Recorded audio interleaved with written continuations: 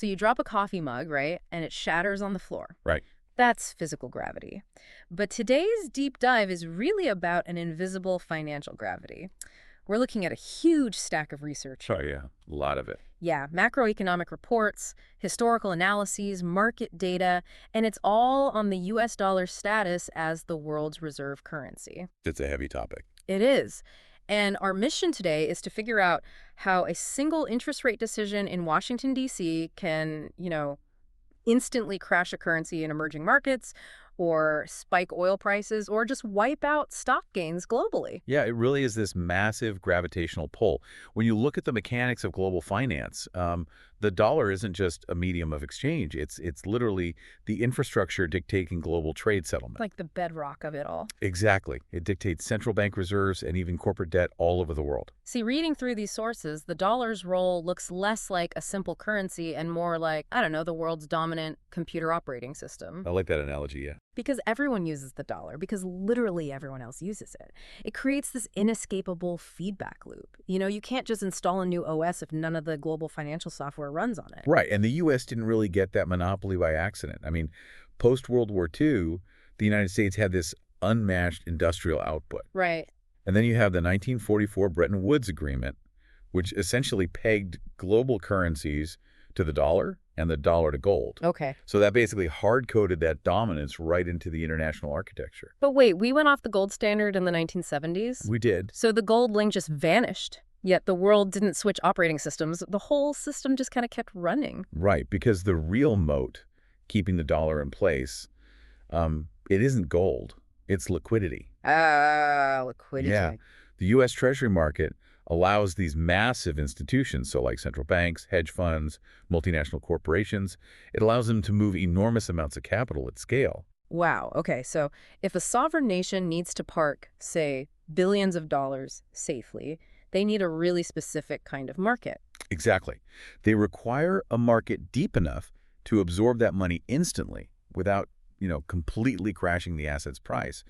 And no other sovereign bond market offers that combination of depth, legal stability, and immediate execution. But if the system is so perfectly dominant, why are my news feeds just flooded with all these, demise of the dollar headlines? See those all the time, too. Right. I mean, between the U.S. debt spiral and political gridlock plus inflation scares, shouldn't other nations be kind of sprinting for the exit door? Well, wanting an alternative and actually having a functional one are two very different realities. Yeah. Point. Trust and scale are incredibly difficult to replicate. I mean, take the euro, for example. Okay. It has the economic scale. But without a unified sovereign bond market backing a single European government budget, it can't offer the unified depth of U.S. treasuries. It's just too fragmented. Exactly. It remains fragmented. What about the Chinese yuan, then? Because we constantly hear about its growing global influence and these big bilateral trade agreements. Yeah, but Beijing imposes really strict capital controls. So if you're a central bank sitting on billions in yuan, those controls mean you can't guarantee you can convert and move that capital out of the country on a moment's notice during a crisis. Wow, so you're basically stuck. You are essentially trapped by their domestic policy. Got it. And the other alternatives fail on different mechanics. I mean, gold is a reliable store of value, sure, but it's physically impossible to use as a functional settlement mechanism for millions of daily corporate transactions. Right, you can't just hand over gold bars for everything. No, you can't. And crypto remains far too volatile for sovereign nations to use for national reserves at that scale. Okay, so if this dollar liquidity acts like a financial black hole sucking in global capital, how does that gravitational pull actually show up on a day-to-day chart for anyone, just tracking markets or their own investments? So we see it most clearly in what's called the risk-off dynamic. Okay. When a global panic hits, like a geopolitical shock or a supply chain collapse, capital just immediately flees to the safest, most liquid refuge. Which is the dollar? Right. Even if the crisis originates completely outside the United States, demand for U.S. dollars surges because institutional investors need a place to park cash immediately. And because the dollar is the denominator for so much global trade, that sudden surge in demand just rips through other asset classes. Absolutely. Like, A stronger dollar makes commodities priced in dollars, like gold or crude oil, more expensive for foreign buyers. Right, pushing those prices down. And it must really strain emerging markets because their dollar-denominated debt suddenly becomes so much more expensive to service. It's a huge burden. A surprise inflation report in the U.S. isn't just a contained domestic issue. It sends a shockwave that reprices the euro, oil, and equities, all in the exact same trading session.